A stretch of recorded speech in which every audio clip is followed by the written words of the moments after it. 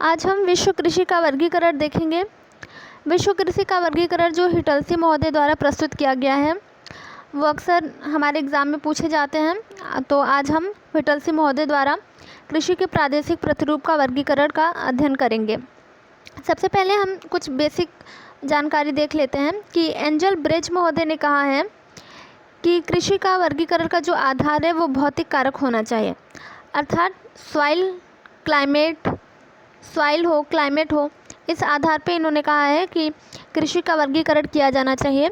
वहीं ग्रीग महोदय कहते हैं कि कृषि एक गतिशील संकल्पना है तथा कृषि भूदृश्य परिवर्तनशील है, अतः कृषि प्रकार की का वर्गीकरण अभौतिक तरीके से किया जाना चाहिए, अभौतिक कारकों पर आधारित है, इन्होंने ऐसा बताया।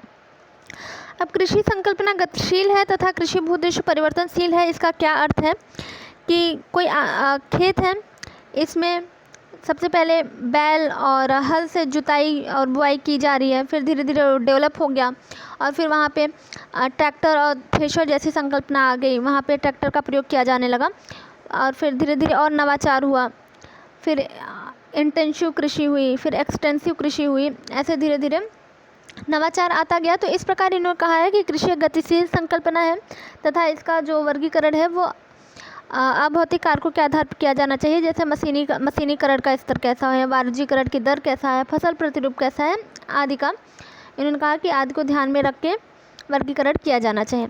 हिटलसी महोदय ने क्या कहा कि इन्होंने कहा कि भौतिक तथा अभौतिक कारक दोनों ही महत्वपूर्ण हैं, अर्थात दोनों को ही ध्यान में रख के कृषि का वर्गीकरण किया जाना चाहिए। अब हम देख लेते हैं कि कृषि क्या होता है। तो कृषि का तात्पर्य फसलों के उत्पादन तथा पशुपालन दोनों से ही है, और क्योंकि दोनों ही भूमि पर मिट्टी की उत्पादन क्षमता पर आधारित हैं, तो कृषि का जो तात्पर्य है वो फसलों के उत्पादन तथा पशुपालन दोनों से ही है। अब किसी भी चीज़ का अगर हम वर्गीकरण करते हैं तो उसमें आधार की आवश्यकता होती है। तो इन्होंने 5 बेसिस बताए हैं कि 5 बेस हो सकते हैं। 5 आधारों पर इन्होंने कृषि का वर्गीकरण किया है। 5 आधारों पे वो कौन कौन से हैं वो हम देख लेते हैं। तो पहला इन्होंने कहा है कि फसल और पशुधन संयोजन। मान लीजिए कि कोई क्षेत्र है, इसमें चाहे तो हम पूरे क्षेत्र में फसल उगा सकते हैं या फिर पूरे ही क्षेत्र में हम पशुपालन कर सकते हैं, या फिर हम डिवाइड कर लेते हैं कि कितने क्षेत्र पे हम फसल का उत्पादन करेंगे और कितने क्षेत्रों पे पशुपालन करेंगे, किसे हम प्रधानता देंगे, फसल को प्रधानता देंगे या फिर पशुपालन को प्रधानता देंगे।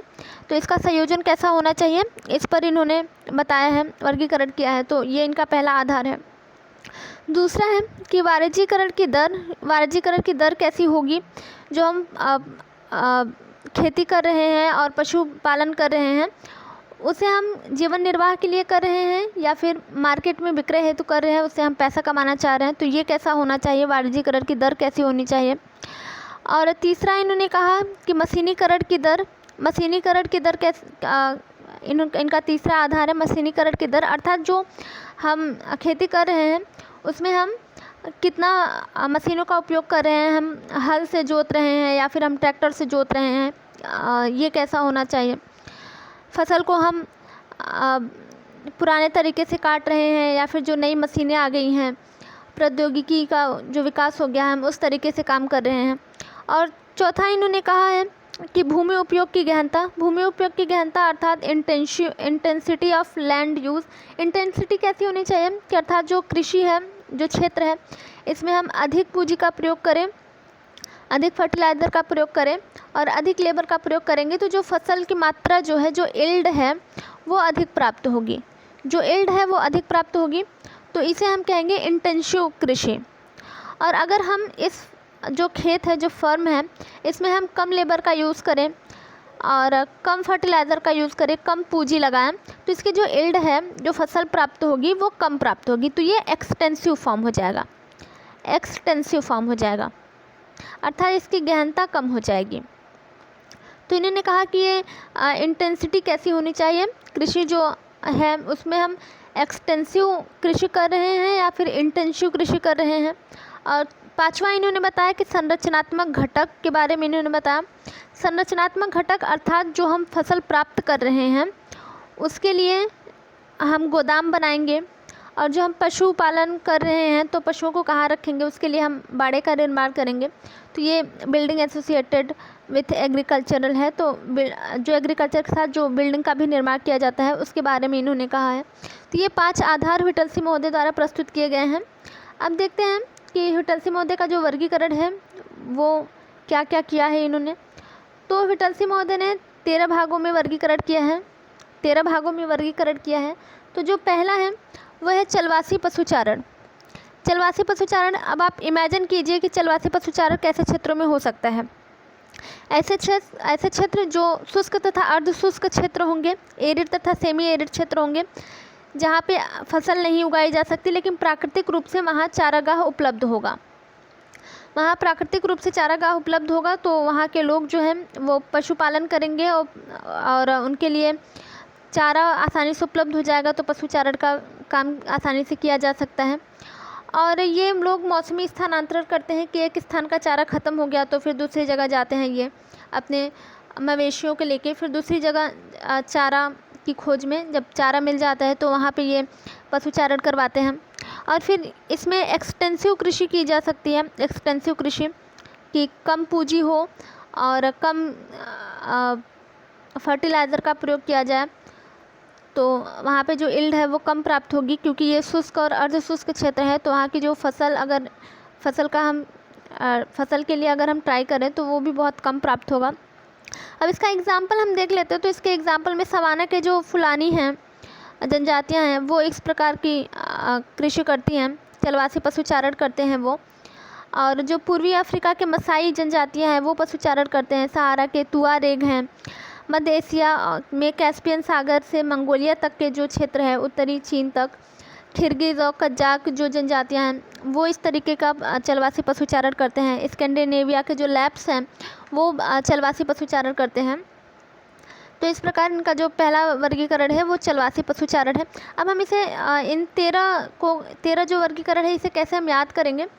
तो आप ऐसे सोचिए कि पहले आदिम जनजातियाँ थी, प्रागैतिहासिक काल से आप धीरे धीरे मॉडर्न तक आते जाइए। तो सबसे पहले तो लोग पशुचारण करेंगे, फिर धीरे धीरे खेती करेंगे, फिर धीरे धीरे वाणिज्यीकरण होगा। तो आप ऐसा सोच के चलिए तो याद हो जाएगा। तो सबसे पहले चलवासी पशुचारण है। फिर दूसरा देखें तो दूसरा है स्थानांतरशील कृषि। स्थानांतरशील कृषि, इसमें क्या होता है कि इसमें सबसे पहले हम स्थानांतरशील कृषि देख लेते हैं कि इसमें जैसे एक खेत है, इसमें क्या होता है कि जैसे एक जंगल है, जंगल को काटेंगे, इसमें ग्रुप में लोग काम करते हैं, ये सामूहिक कृषि की जाती है इसमें, और मानव श्रम का अधिक उपयोग किया जाता है। तो लोग ग्रुप में होंगे, सामूहिक कृषि करेंगे। ग्रुप में होंगे तो जंगल को साफ़ करना आसान होगा। किसी अकेले इंसान के बस की बात नहीं हो सकती कि इतना बड़ा सा जंगल साफ़ करके और फिर कृषि करें, बहुत टाइम लगेगा।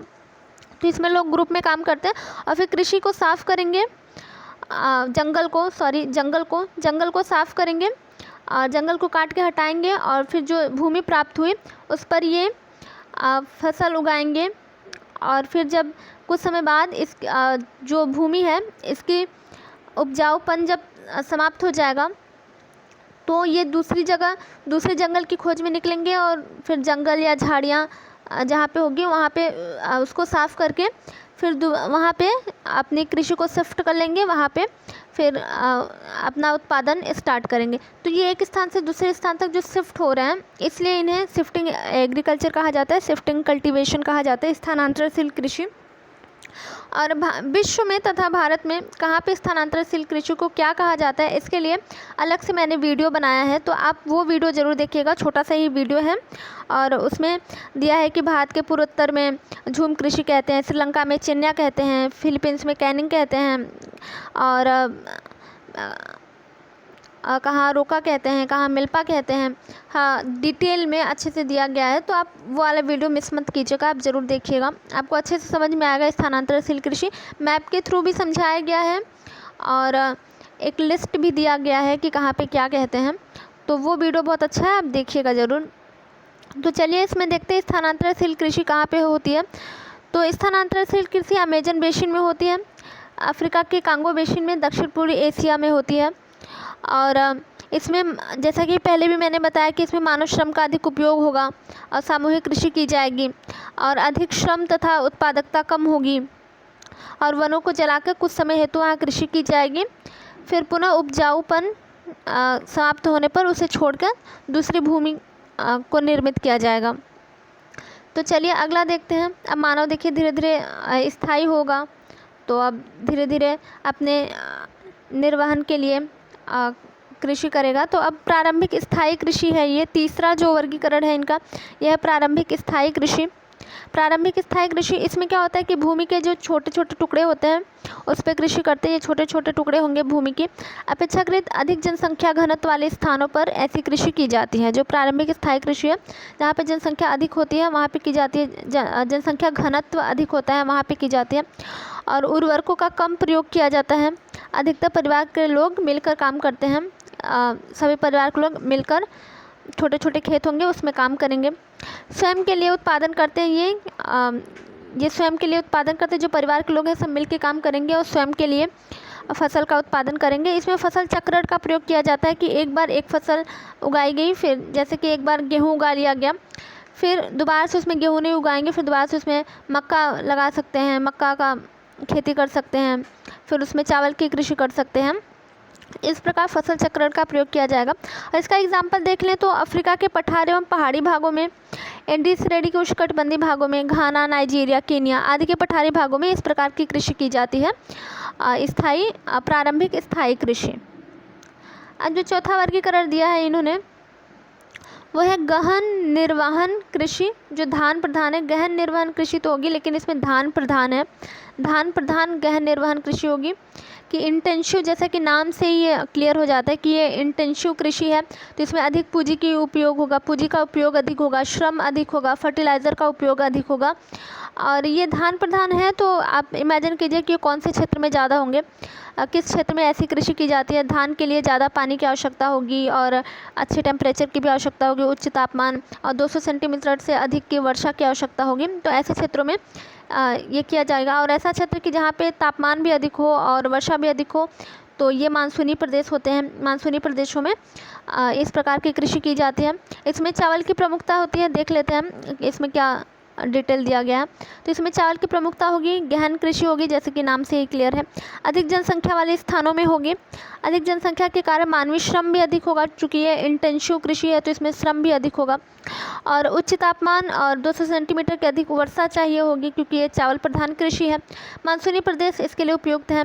चीन, उत्तरी वियतनाम में टोकिंग, गंगा ब्रह्मपुत्र का डेल्टा जो इसके एग्जाम्पल में है। दक्षिणी वियतनाम, निचली इरावदी नदी, दक्षिणी वियतनाम के निचली इरावदी नदी का जो उपजाऊ क्षेत्र है उसमें होगा। कंबोडिया के मेकांग नदी का जो निचला मैदान है उसमें इस प्रकार की कृषि होगी। तो ये इसके एग्जाम्पल थे। अब अगला देखते हैं हम। अगला इन्होंने कहा कि चावल विहीन गहन निर्वहन कृषि होगी। ये भी गहन निर्वहन कृषि होगी लेकिन इसमें चावल की प्रधानता नहीं होगी, तो इसमें पूंजी भी अधिक लगेगी। देखिए जैसे कि नाम से क्लियर है, गहन निर्वहन कृषि होगी, इंटेंसिव कृषि है तो इसमें इसकी जो पूंजी है वो भी अधिक होगी, फर्टिलाइज़र भी अधिक होगा, लेबर भी अधिक होगा, उससे जो यील्ड प्राप्त होगा, जो फसल की मात्रा प्राप्त होगी वो भी अधिक होगी। तो ये ग्रीष्मकालीन वर्षा और गहन शीत ऋतु वाले स्थान पे की जाती है इस प्रकार की कृषि, जहाँ ग्रीष्मकालीन वर्षा हो और शीत ऋतु भी कड़ाके की हो। और इसमें गहन कृषि होगी जैसे कि नाम से ही क्लियर है। अधिक जनसंख्या वाले स्थान पे ये कृषि की जाएगी क्योंकि ये गहन कृषि है, तो अधिक जनसंख्या जहाँ पे होती है, जनघनत्व अधिक होता है, वहाँ पे गहन कृषि की जाती है। अधिक जनसंख्या के कारण मानवीय श्रम भी अधिक होगा और कृषक साल में 2 या 3 फसलें उत्पन्न कर लेता है। कि वर्षा काल में जैसे भारत में देखें तो वर्षा काल में ये ज्वार, बाजरा, मक्का, गन्ना ये सब उगाते हैं और शीतकाल में गेहूँ, जौ, चना ये उगा लेते हैं। तो एक ही साल में कई फसलें उत्पन्न कर लेते हैं। इसका एग्जाम्पल देखें तो उत्तरी चीन, कोरिया, उत्तरी जापान, उत्तर पश्चिम भारत ये इसके एग्जाम्पल हैं। अगला देखते हैं। अगला जो इन्होंने दिया है विटलसी महोदय ने वो है जीविकोपार्जन फसल और पशुपालन कृषि। जीविकोपार्जन फसल और पशुपालन कृषि। अब इसमें क्या करेंगे कि फसल और पशुपालन साथ साथ में होगा। तो अति शीत मौसमी दशाएं और शुष्क मौसमी दशाएं होने के कारण वर्ष में केवल एक ही फसल उगाएंगे और जो बाकी समय जो बचा रहेगा उसमें ये पशुपालन किया जाएगा। और कृषक अपने उपभोग के लिए ही फसल उगाते हैं और पशु पालते हैं अपने उपभोग के लिए। और इसमें क्या होता है कि आधुनिक मशीनरी तथा उत्तम नस्ल के जो पशु हैं वो नहीं होते हैं। इसमें बहुत मशीनों का प्रयोग नहीं किया जाता है और उत्तम नस्ल के पशु भी नहीं होते हैं। इसमें श्रमिकों का प्रयोग किया जाता है और कृषि में श्रम तथा पशु शक्ति का अधिक प्रयोग होता है। और इसका अगर हम एग्जाम्पल देखें तो एग्जाम्पल में टर्की है, उत्तरी ईरान है, उत्तरी साइबेरिया है। इस तरीके के जो क्षेत्र हैं वो जीविकोपार्जन फसल और पशुपालन कृषि करते हैं। तो चलिए अगला देखते हैं। अगला अब देखिए, अभी तक इन्होंने जितने भी दिए हैं ये जीवन निर्वहन के लिए दिए हैं, जैसे कि जीविकोपार्जन फसल और पशुपालन कृषि है। तो ये भी देखिए इसमें लिखा कृषक अपने उपभोग के लिए फसल उगाते हैं और पशुपालन करते हैं, अपने उपभोग के लिए फसल उगाते हैं और पशुपालन करते हैं। जो इससे पहले भी था वो भी गहन निर्वहन कृषि था, निर्वाह के लिए था, ये सिर्फ अपने घर की जीविका चलाने के लिए सिर्फ निर्वाह कृषि था। और इससे पहले भी जो था वो भी चावल प्रधान गहन निर्वहन कृषि थी, ये भी निर्वहन थी। इसके पहले जो था स्थायी प्रारंभिक कृषि, इसमें भी लोग स्वयं के परिवार का भरण पोषण करने के लिए कृषि करते हैं। अब आ जाता है वाणिज्यीकरण के लिए। अब ये वाणिज्यीकरण के बारे में बात करते हैं, इसका वर्गीकरण करते हैं कि इन्होंने जो अगला दिया है वो है विस्तृत वाणिज्यिक अन्न उत्पादन की। जो विस्तृत विस्तृत एरिया में एक बड़ा फर्म होगा उसमें अन्न का उत्पादन होगा। जो अन्न का उत्पादन होगा वो वाणिज्यीकरण के लिए होगा, उसका मतलब मार्केट वैल्यू होगा, सिर्फ जीवन निर्वाह के लिए नहीं होगा, इसका मार्केट वैल्यू होगा। और फिर जैसे नाम से ही क्लियर है, देखिए एक्सटेंसिव कृषि है, विस्तृत कृषि है, तो इसमें बड़े बड़े फर्म होंगे और इसमें मशीनों का प्रयोग किया जाएगा और पूंजी कम लगेगी, श्रम कम लगेगा, क्योंकि इसमें बड़े बड़े मशीनों का प्रयोग किया जाएगा तो श्रम भी कम लगेगा। और इसकी जो उत्पादकता है वो भी कम होगी, उसकी उत्पादकता कम। ओवरऑल क्षेत्र बड़ा है तो उत्पादकता निश्चित रूप से छोटे खेत के तुलना करें तो फसल अधिक प्राप्त होगी, लेकिन जो उत्पादकता है वो कम होगी।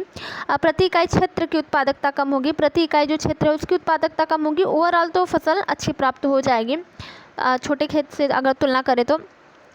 और इस प्रकार के जो क्षेत्र हैं वो समशीतोष्ण होते हैं। समशीतोष्ण क्षेत्र में इस प्रकार की कृषि की जाती है। जो विस्तृत वाणिज्यिक अन्न उत्पाद है वो समशीतोष्ण क्षेत्र में की जाती है। कम गहन कृषि होती है, एक्सटेंसिव कृषि होती है, इसमें प्रति इकाई क्षेत्र उत्पादन कम होता है। बहुत बड़े बड़े आकार के फर्म होते हैं, कृषक बड़े बड़े फार्मों के स्वामी होते हैं। मशीनरीकरण के द्वारा खेती की जाती है, श्रम का प्रयोग कम होता है, पूंजी का निवेश होता है, अपेक्षाकृत कम ही पूंजी का निवेश होता है, क्योंकि इंटेंसिव कृषि में पूंजी का निवेश अधिक होता है। इसमें सिर्फ मशीनरी में जो भी पूंजी लगेगी उसमें ही इसका निवेश किया जाता है।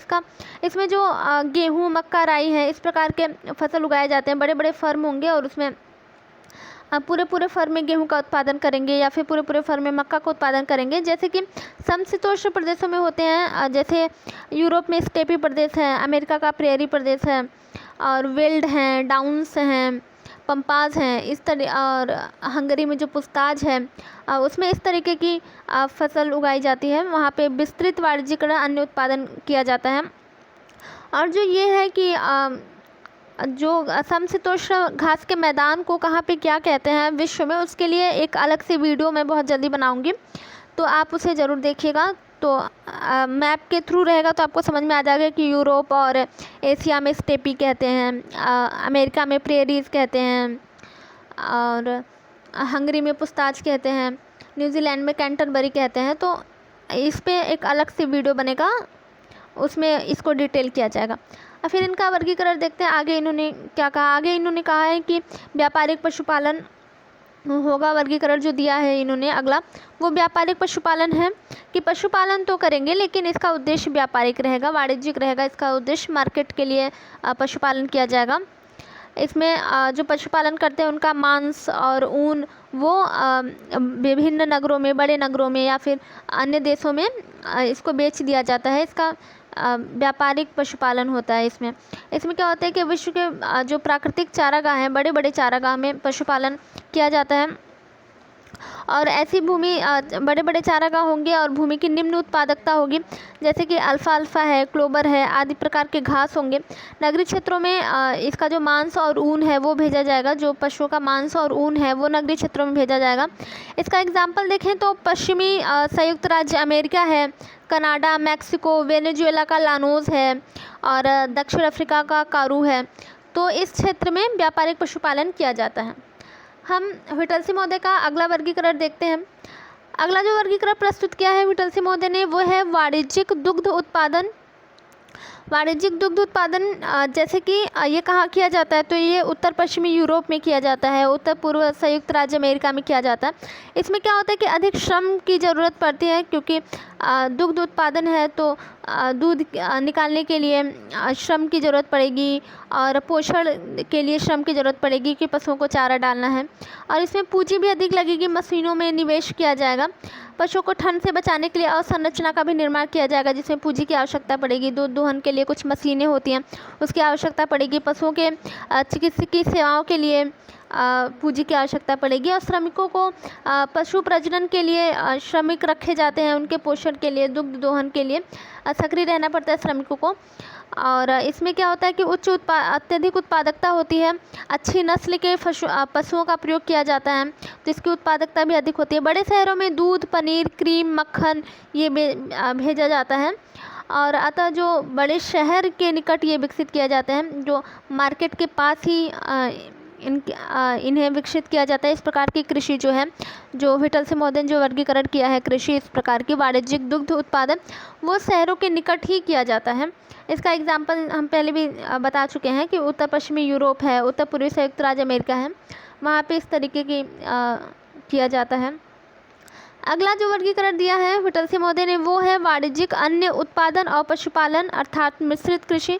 मिश्रित कृषि इसमें क्या होता है कि पशुपालन और अन्य उत्पादन साथ साथ किया जाता है, और इसमें इन्होंने कहा है कि इसका जो वैल्यू है वो कमर्शियल होगा, कमर्शियल वैल्यू है। तो कृषि और पशुपालन का कार्य साथ साथ किया जाएगा। फसलों का उत्पादन व्यापार के लिए और पशुओं के चारे के रूप में किया जाएगा। जो फसल लगाई जाएंगी वो उनका या तो व्यापार कर दिया जाएगा, जो बचा रहेगा वो पशुओं के चारे के लिए उपयोग किया जाएगा। जैसे संयुक्त राज्य अमेरिका में इस प्रकार की कृषि की जाती है, तो वहाँ पे मक्का उगाया जाता है और गेहूँ उगाया जाता है। जो मक्का है उसका दूसरे देशों में या तो वो बेच देते हैं और फिर पशुओं के खिलाने के लिए जो बचा रहता है वो पशुओं को खिलाते हैं। सुअर को खिलाते हैं ये मक्का, और कहते हैं कि जो शिकागो का जो मक्का है वो अपने खुरों पे चल के शिकागो, जो संयुक्त राज्य अमेरिका का जो मक्का है वो अपने खुरों पर चल के शिकागो आता है। तो ये इन्होंने कहा है, तो ये कहा जाता है। तो संयुक्त राज्य अमेरिका में इस तरीके की कृषि की जाती है, और इसमें फसल चक्र का प्रयोग किया जाता है कि फर्म में एक बार मक्का का उत्पादन कर लिया गया, फिर उसमें गेहूं का उत्पादन किया जाएगा, ऐसे ये चक्र चलता रहता है। फॉर्म को तैयार करने, बीज बोने, फसल काटने आदि के लिए मशीनों का प्रयोग किया जाता है। चूँकि फर्म बड़े होते हैं तो इसमें कितने श्रमिकों को हम लगाएंगे, तो इसमें और जनसंख्या भी कम है अमेरिका की, तो आप व्यवहारिक रूप से भी सोच के कर सकते हैं इसको। और इसमें रासायनिक खादों का अधिक प्रयोग किया जाएगा, जिसके लिए अधिक पूंजी का निवेश होगा। इसका एग्जाम्पल है उत्तर पश्चिमी यूरोप, संयुक्त राज्य अमेरिका, ये सब इसके एग्जाम्पल हैं। चलिए अगला वर्गीकरण हम देखते हैं। अगला वर्गीकरण, अब देखिए जीवन निर्वहन का वर्गीकरण, निर्वाह कृषि का वर्गीकरण कर दिया इन्होंने, वाणिज्यिक कृषि का वर्गीकरण कर दिया। अब 3 अन्य वर्गीकरण हैं जिसे हम देख लेते हैं।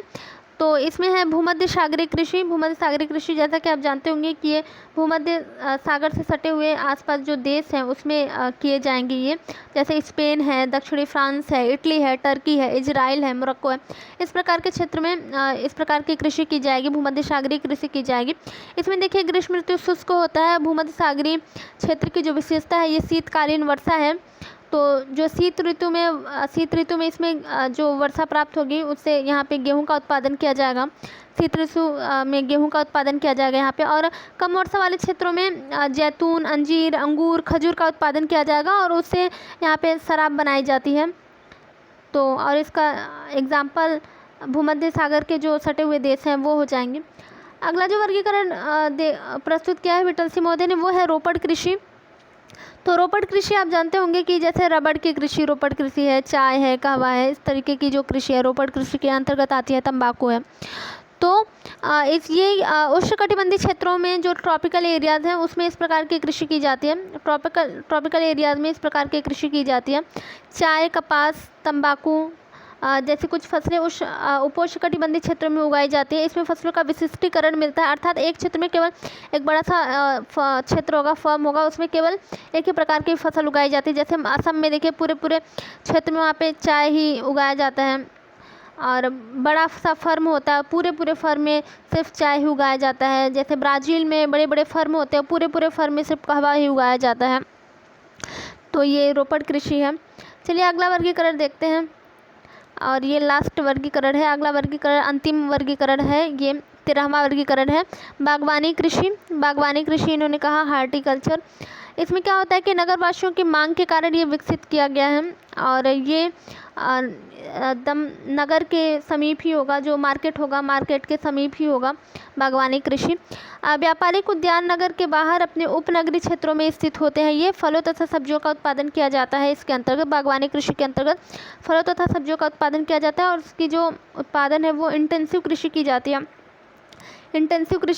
सघन उत्पादन किया जाता है। इसकी गहनता अधिक होती है, अर्थात इसमें अधिक पूंजी लगाएंगे, अधिक श्रम लगाएंगे और इसकी जो फसल जो प्राप्त होगी, जो सब्जियां और फल प्राप्त होंगे वो भी अधिक प्राप्त होंगे। इसका जो एग्जाम्पल है वो उत्तर पश्चिमी यूरोप के जो यूरोप के क्षेत्र हैं, ब्रिटेन है, डेनमार्क है, नीदरलैंड है, बेल्जियम और जर्मनी, संयुक्त राज्य अमेरिका के घने बसे जो ज़िले हैं वो सब इसके एग्जाम्पल हो जाएंगे।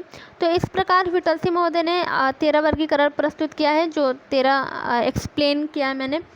आप तो चाहे तो इसका स्क्रीनशॉट भी ले सकते हैं, पॉज करके आप इसका स्क्रीनशॉट लेके आप आराम से भी धीरे धीरे पढ़ सकते हैं। तो आज का सेशन यहीं पे समाप्त होता है। आप लाइक, शेयर एंड कमेंट जरूर कीजिएगा।